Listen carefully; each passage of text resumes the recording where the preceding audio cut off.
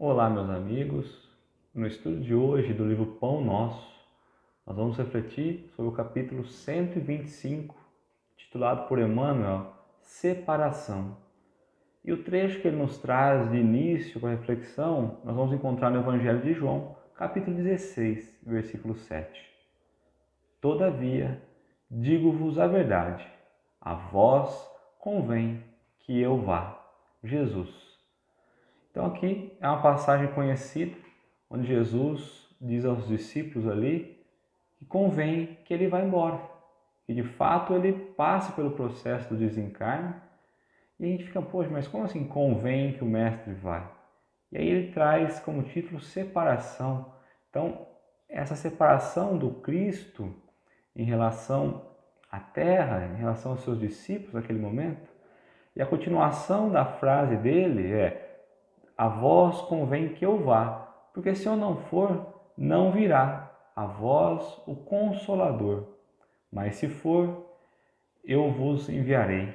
Então nós sabemos, a doutrina espírita sabe que o Consolador é a doutrina espírita, é os ensinamentos espíritas, que a vida continua após a morte. Então o ensinamento maior e o ensinamento como o eixo de ensino do Cristo é o Espírito imortal.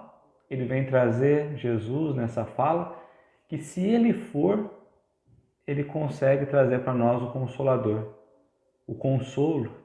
Ele consegue nos ensinar que é a vida após a morte, é a vida após a vida.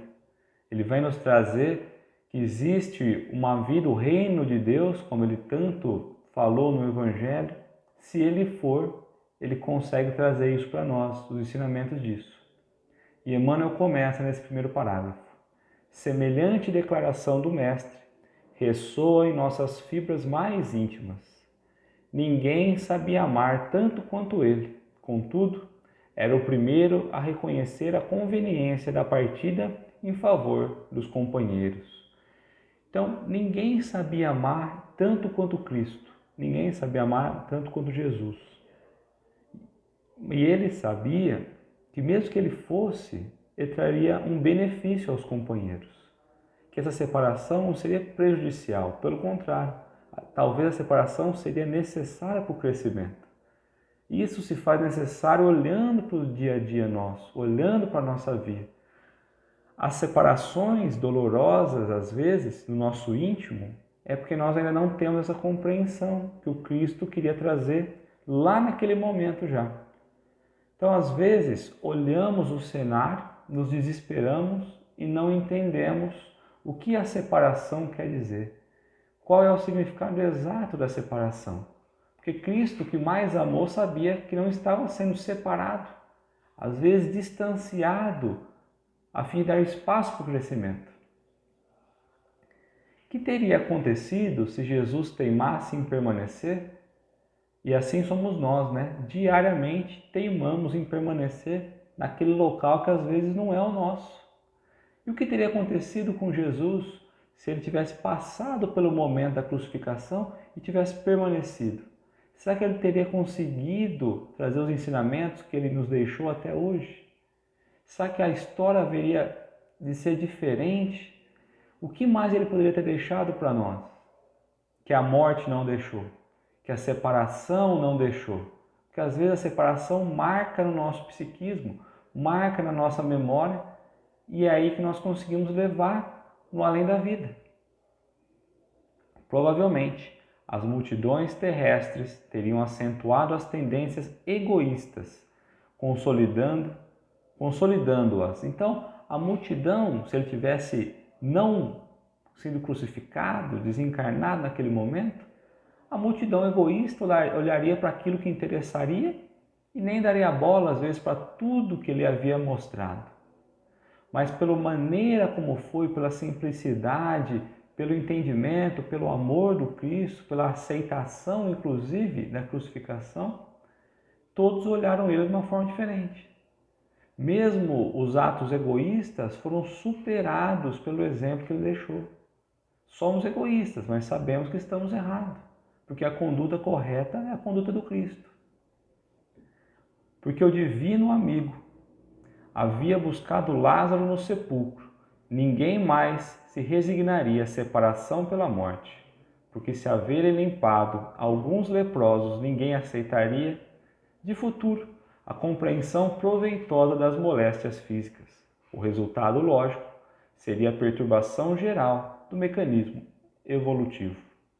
E se ele volta então e vai ao encontro de Lázaro e traz Lázaro pelo processo da ressurreição, que nós sabemos hoje que a ressurreição no passado seria a reencarnação, que nós entendemos hoje, e que Lázaro não passou pela ressurreição, mas naquela época, se ele não tivesse feito isso, ele não traria o ensinamento da vida pós-morte, da eternidade do Espírito, da vida eterna.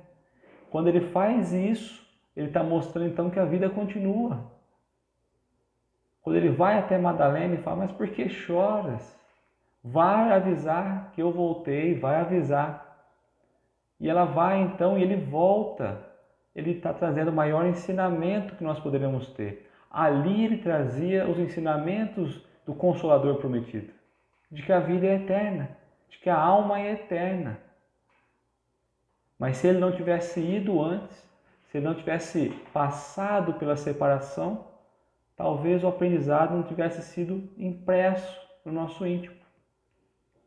O mestre precisava ausentar-se para que o esforço de cada um se fizesse visível no plano divino da obra mundial. De outro modo, seria perpetuar a indolência de uns e o egoísmo de outros. E aí, na separação, o Cristo nos obriga a sermos nós mesmos, a colocarmos os nossos esforços, o nosso trabalho, porque às vezes nos apoiamos nos mais fortes e achamos que o mais forte é quem tem que estar ali à frente. E é pelo contrário, ele nos traz que pela separação é mostrado que nós somos chamados todo momento ao trabalho porque somos capazes. E se estamos apoiados às vezes naqueles que têm uma condição maior que nós achamos, é porque nós não estamos fazendo a nossa parte.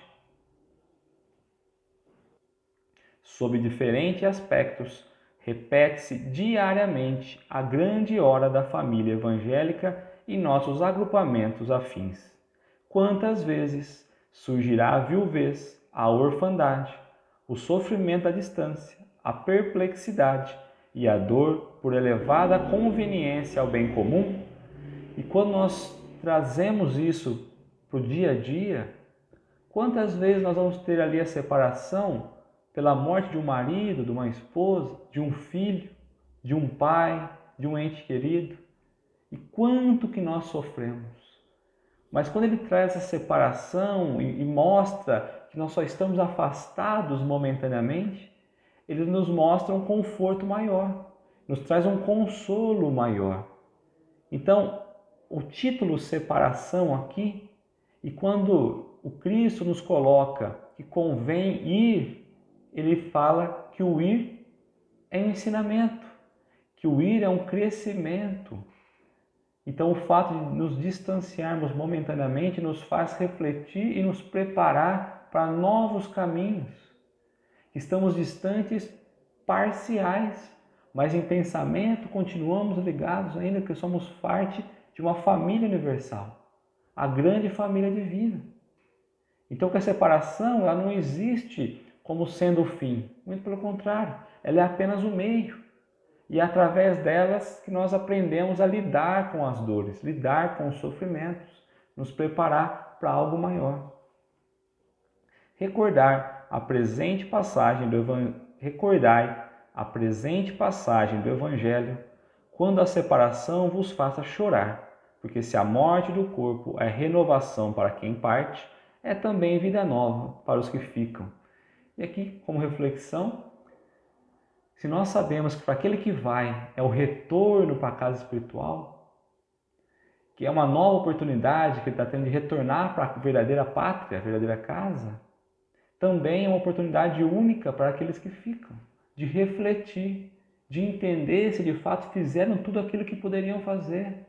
Porque às vezes a tristeza é da saudade, mas muito mais do remorso. pelo aquilo que nós deixamos de fazer. Então, que possamos fazer sempre olhando o outro como um amor, como uma ferramenta que o alto tem nos colocado. É um amar um ao outro de fato, para quando a separação ocorrer, tenhamos compreensão de ter feito tudo o que nós poderíamos e muito mais. Estamos apenas afastados momentaneamente e que, embora a saudade seja forte, o reencontro é inevitável. Faz parte do progresso, faz parte do processo de evolução. Que tenhamos essa compreensão, essa certeza, essa confiança no Pai, a fim de que possamos crescer e entender que a separação é um ato de crescimento. Muito obrigado.